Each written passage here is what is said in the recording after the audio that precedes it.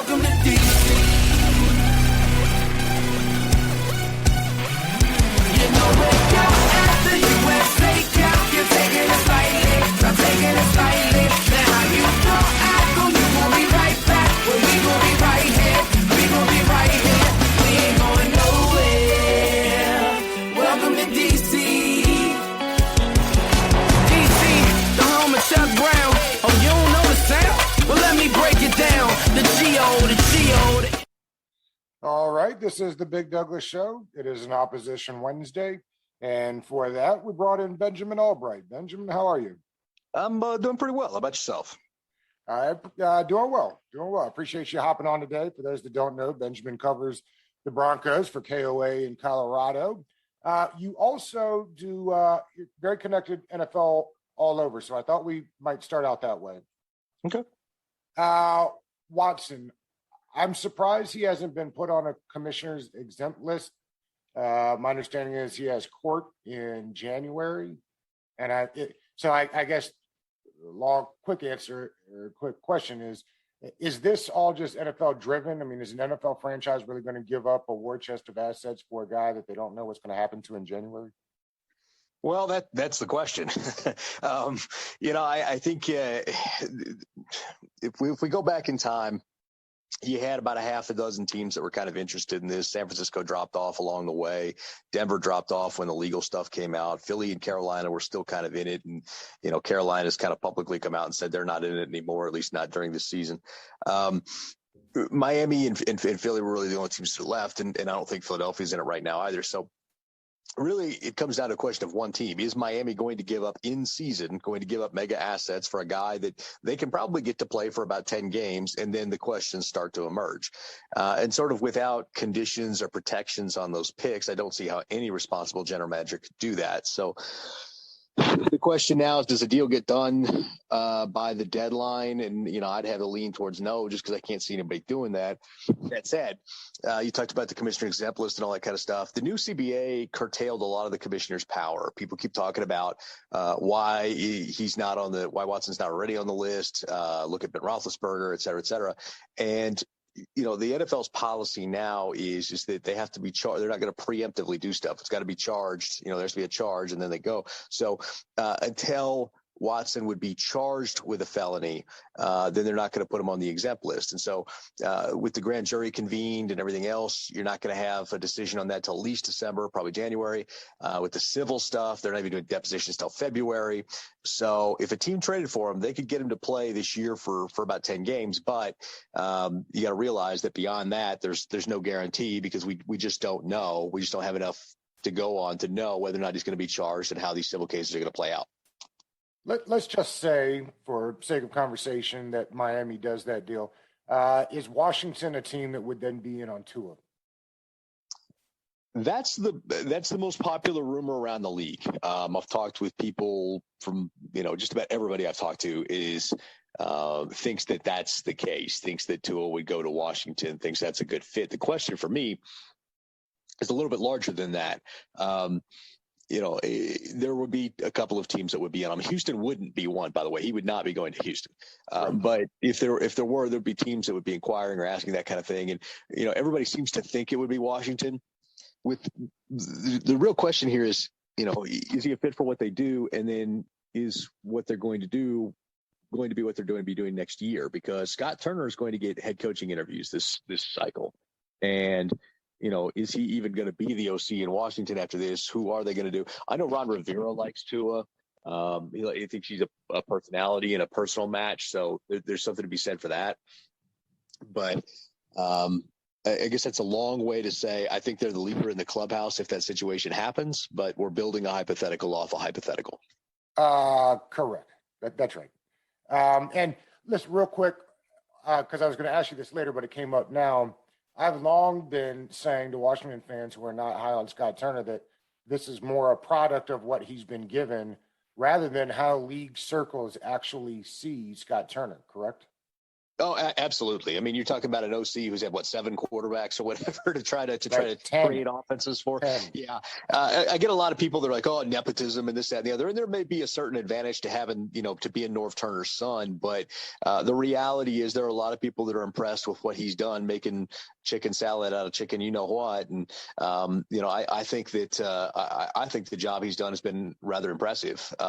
So I'm going to tell you, I know he's going to get more than one interview this cycle. So I'll put it to you that way. That's the way league circles think about him. He will get more. It's not just one. It'll be more than one head coaching interview this cycle. It feels like maybe a year early, but Washington fans also thought it was a year early for McVay. Not comparing the two, but I know Washington fans thought they had an extra year before McVay was gone. They're not believers in Turner in the fan base. Back to the quarterbacks. Rodgers, you think he'll retire with Green Bay? Was he in? Were the rumors true that he was in for Denver? And do you think he'd be in on Washington?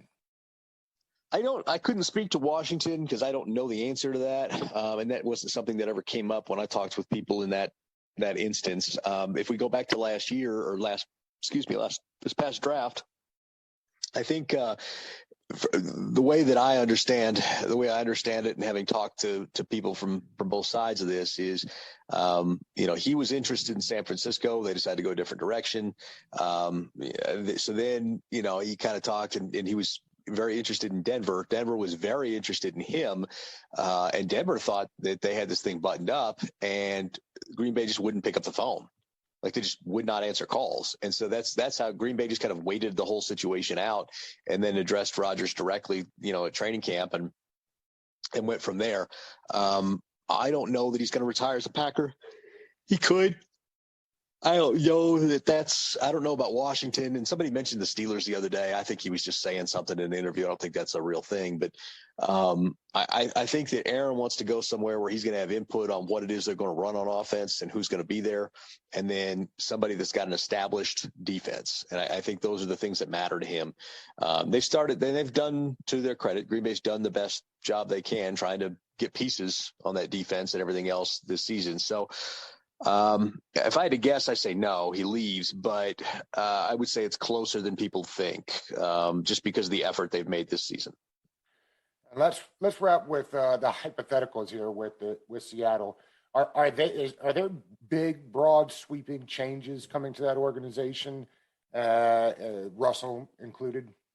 Well, let's start with that, because I know Russ wants out. And that would be, I think, something Denver would pursue this offseason with, and then also the caveat there would be like, hey, we give you something most of the teams aren't going to give you. We'll let you have input on who the head coach is going to be when they get rid of this current staff.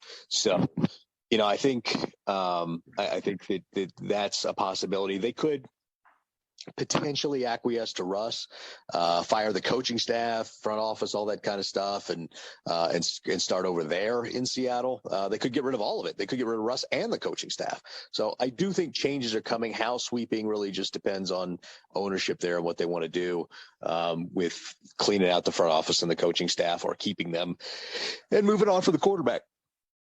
As we kind of got ready for this interview today, when I was kind of stalking your Twitter timeline, you feel like it's playoff or bust for the current regime, or the current regime is out altogether?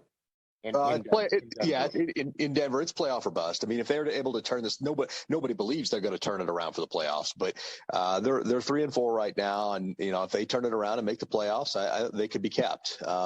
There's just not a lot of faith in the staff as a whole right now. You got a head coach whose defense is cratering. You've got an offensive coordinator who's never been warmed up to by this fan base, and it feels like he doesn't put his guys in the best position to succeed. So, I firmly believe that this staff is gone. I don't think they're going to make the playoffs.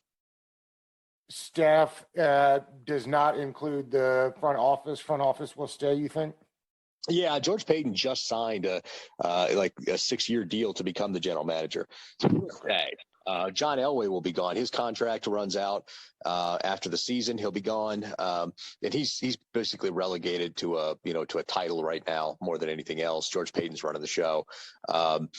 Joe Ellis, who has been the CEO, president, and steward of the trust, will be gone. His contract runs out in January, February. He'll be gone. And they've got some ownership things to settle. They've got a few lawsuits that they've got to get cleaned up there. But with the Bolin heirs, they've got to get that stuff squared away. And they'll figure out either Brittany Bolin will take over ownership or they will sell and have someone else as a new owner before next season. We're talking to Benjamin Allbright, who covers the Broncos. You did the national scale for a while. Do you prefer covering the entire league or just the Broncos? Man, there's plus and minuses to both. I enjoy the national stuff because it kind of gets you plugged in, and and there's the information swap aspect of it, and kind of people use the term insider, which I always hated, but because I'm more of like an information broker. I'm going to somebody, hey, I got this little nugget, what do you got for me, kind of thing, and I enjoy that aspect of it. I kind of enjoyed it, but then COVID hit, and it was a lot tougher to do that. I mean, I understand that we've invented the phone, but it's a lot more impersonal that way. You can't just grab a drink and sit there in a dark bar and talk about stuff that's going on and those kinds of things. And so I guess in that regard, and with the current world condition, I've kind of fallen into this role. I'm actually working inside the building despite hating the insider title with the Broncos. And so it's a lot of fun. It's a lot of fun just being kind of doing one team and focusing all your energy. You can get a little bit more into the weeds that way, and that can be kind of fun. It's just it's a different experience, but both have their pluses and minuses. It feels like these are two franchises, minus the ownership and the front office stuff, but just talent on the field. Both teams took big swings at quarterback in the same draft with Haskins and Locke. Neither one of them seemed to pan out. I was surprised by Locke. I know the coaching staff at the time with Jay Gruden wanted Locke instead of Haskins. We kind of know where that was, but I liked Locke. And they've got Teddy Bridgewater, which I always liked Teddy too. They've got decent weapons on offense. They built the team around defense. So two teams that missed on quarterback, but feel like they're trying to be going in the same direction. What is it with Denver that they didn't get right? And generally, what was wrong with the quarterbacks? Well, it does. It feels like both these teams are kind of, and it feels like, honestly, it feels like both of them have disappointing defenses this year relative to expectation. No doubt. In terms of the quarterback position, though, I think you have an old coaching staff that didn't connect with Drew Lock. Rich Gangarello, when he was here, was a first-year NFL OC, and that was Drew. Drew looked the best in those 5 games. You bring in Pat Shurmur, and it's just not the same. I think you've got an offense that is a bit antiquated, that doesn't really connect with the talent that you have on defense. I think you got an offensive coordinator that's frankly not very good in Pat Shurmur, and I think that's part of the problem. And I think you had an old coaching staff that just got tired of trying to develop a quarterback and went to George Payton and said, we need a veteran. We need somebody we've worked with. Can you get us Teddy Bridgewater? And they did. Teddy is a scheduled quarterback. You guys had Alex Smith there for a minute. You know what that's like. You've got to keep the offense ahead of the sticks down in distance. Otherwise, you're going to be in trouble. And Teddy's that guy. Like Pat Shurmur, whose galaxy brain offense is throw it deep on first down because they'll never expect it. Even though I've done that my entire career, run it directly up the middle on second down for 2 yards, and then throw on 3rd and 8, 3rd and 9, throw for 5 yards and punt.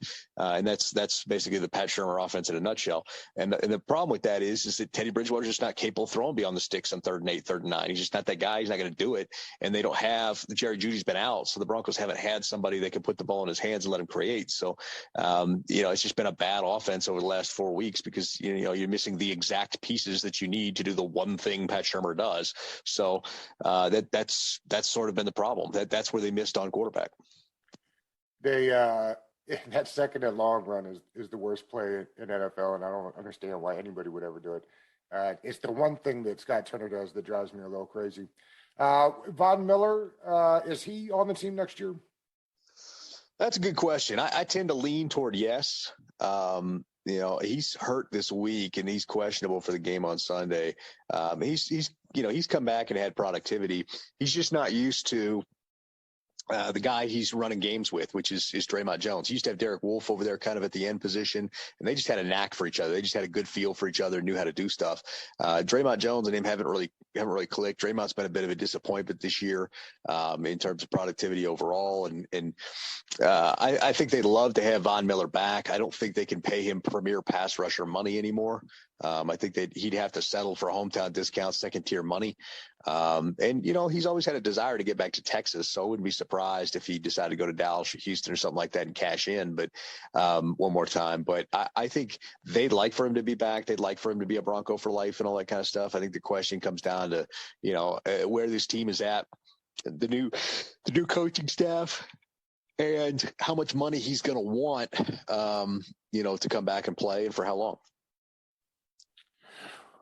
Why is it that every time I think the defense is getting ready to go right for Washington, it hasn't? How has the offensive line for Denver looked?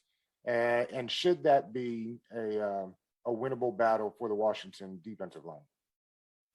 Well, it should be. The O-line has talent, but they're also pretty banged up. I mean, Garrett Bowles got a foot injury. Reisner has got a foot injury. Cushenberry's the only one that's healthy. Glasgow has hip injury, foot injury, leg injury, and was sick. And then Bobby Massey is just Bobby Massey. So, it's a beatable line. They've done okay, but it's pretty banged up. As far as the Washington defense goes, I will tell you this: Jack Del Rio defenses tend to start slow and then get better as the season goes on. We know that. We saw him out here when he was a defensive coordinator in Denver. I've seen that over the course of his career. It's just they play a very basic, very vanilla scheme, but it gets better and better over the year as you get practice and you kind of figure out, the defense kind of gels. You could see Washington get better. I tell you, I just finally yesterday watched the Green Bay game. They looked like they were getting a little bit better, because the games I'd watched before that, especially with that secondary, I was like, you could put 5 reasonably placed road cones out here and it might have the same stopping power, in terms of, but, I say that. And then I watched the Broncos hemorrhage deep plays too to Ruggs and Marquise Brown and players like that over the last couple of weeks. So in terms of winnable game, this is a winnable game for either team. I think it's going to be a close one-score game, low scoring. I think the key for Washington is going to be whether or not they can run the football, because the Broncos are desperately down on inside linebackers. I think they'll be starting inside linebacker 5 and 6 in this game, guys that have not been with the team very long. They got Alexander Johnson, Josie Jewell out. Browning has a concussion. Kaiser's out. Browning may be back. We'll see. But and so you got Kevin Young, they just traded for from the Rams, who's been with the team for a few days. And then that's pretty much it. So if you can run the football effectively and work those inside backers, I think it'll open things up, because you have to bring safeties down. It'll open things up for you. And I think that's the winning formula if you're Washington. If you're Denver, you got to get the ball in the hands of Jerry Jeudy, who's fresh back off the injury. I think you got to work the tight end as well. I think Washington struggles to cover the tight end. So I think Noah Fant's got to get involved. I think if you can get that going, I think, maybe you stand a chance here at home. So I think it's winnable for either team. One last one, just because I know Washington fans have been disappointed that William Jackson comes in, hasn't had quite the year they expected. Darby out. Washington did offer him a contract, but he left. I know he's been banged up a little bit. Darby was a fan favorite here. How's he been out in Denver? He's been pretty good. He got hurt early, so he's missed a few games. He's just kind of come back. And honestly, outside of Bryce Callahan, he's probably been the best corner. I mean, Surtain has been pretty good, but he's still a rookie and still makes a few mistakes here or there. Surtain's going to be a star in this league, but, it's just, like I said, it's just, there's a couple of moments where you're like, they caught the rookie nap in there.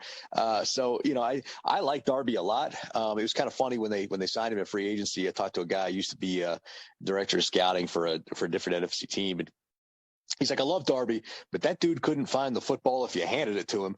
And it's kind of been the case. He's had a couple of things that should have been sure interceptions, they hit him in the hands. And he's just, we see why he's a corner and not a receiver. Benjamin, we appreciate the time today. I know you're a busy man, and thanks. Yeah, no, absolutely. Anytime. Thanks for